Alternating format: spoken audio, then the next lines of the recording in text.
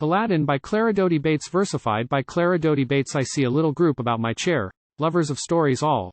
First, Saxon Edith, of the corn silk hair, growing so strong and tall. Then little brother, on whose sturdy face soft baby dimples fly, as fear or pleasure give each other place when wonders multiply. Then gold locks. Summers 9 their goldenest have showered on her head, and tinted it, of all the colors best, warm robin redbreast red. Then, close at hand, on lowly haunches set, with pricked up, tasseled ear, is Tony, little clear-eyed spaniel pet, waiting, like them, to hear. I say I have no story, all are told, not to be daunted. Thus, they only crowd more confident and bold, and laugh, incredulous. And so, remembering how, once on a time, I, too, loved such delights, I choose this one and put it into rhyme, from the Arabian Nights. A poor little lad was Aladdin.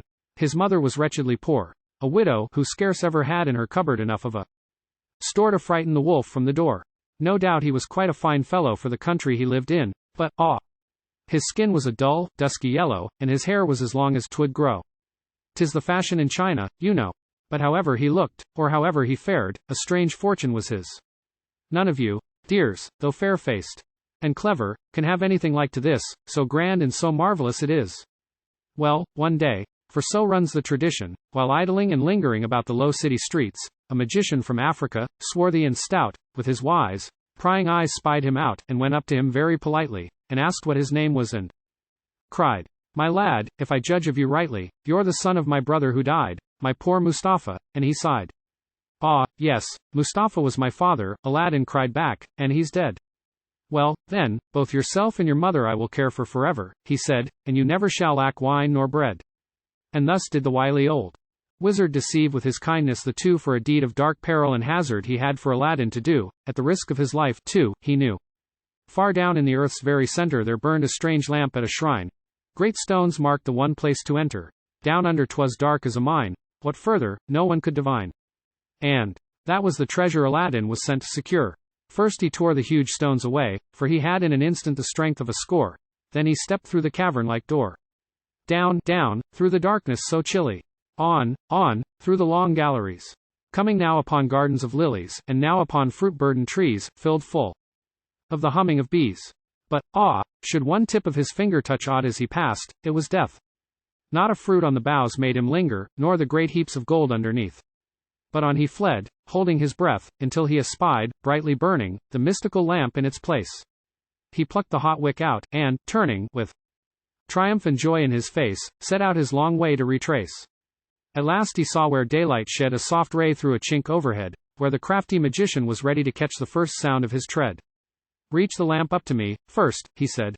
Aladdin with luck had grown bolder, and he cried, "Wait a bit, and we'll see." Then with huge, ugly push of his shoulder, and with strong, heavy thrust of his knee, the wizard, so angry was he, pried up the great rock, rolled it over the door with an oath and a stamp. "Stay there under that little cover, and die of the mildew and damp," he shouted, "or give me the lamp." Aladdin saw darkness fall o'er him, he clutched at the lamp in his hand, and, happening to rub it, before him a genius stood, stately and grand. Whence he came he could not understand. "I obey you," it said, "and whatever you ask for, or wish, you shall have. Rub the lamp but the least bit soever, it calls me, for I am its slave." Aladdin said, "Open this cave." He was freed from the place in a minute, and he rubbed once again. "Take me home." Home he was, and as blithe as a linnet rubbed again for the genius with, "Come, I am dying for food. Get me some." Thus at first he but valued his treasure because simple wants it supplied. Grown older it furnished him pleasure, and then it brought riches beside, and, at last, it secured him his bride. Now the princess most lovely of any was Badrulbadour, what a name! Who, though sought for and sued for by many, no matter how grandly they came, yet merrily laughed them to shame, until with his riches and splendor, Aladdin as lover enrolled.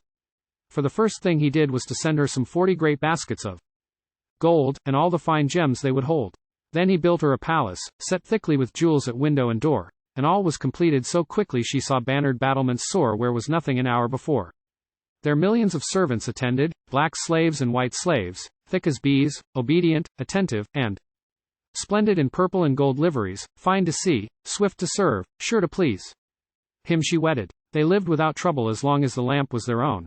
But one day, like the burst of a bubble, the palace and princess were gone. Without wings to fly they had flown. And Aladdin, dismayed to discover that the lamp had been stolen away, spent all of his strength to recover the treasure, and day after day, he journeyed this way and that way, and at last, after terrible hazard, after many a peril and strife, he found that the vengeful old wizard, who had made the attempt on his life, had stolen lamp, princess and wife. With a shrewdness which would have done credit to even a Yankee boy, he sought the lamp where the wizard had hid it, and, turning a mystical key, brought it forth, and then, rubbing with glee, back to China, he cried.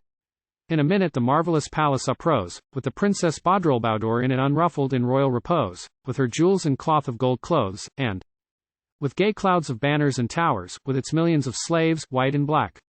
It was borne by obedient powers, as swift as the wind on its track, and ere one could count 10 it was back.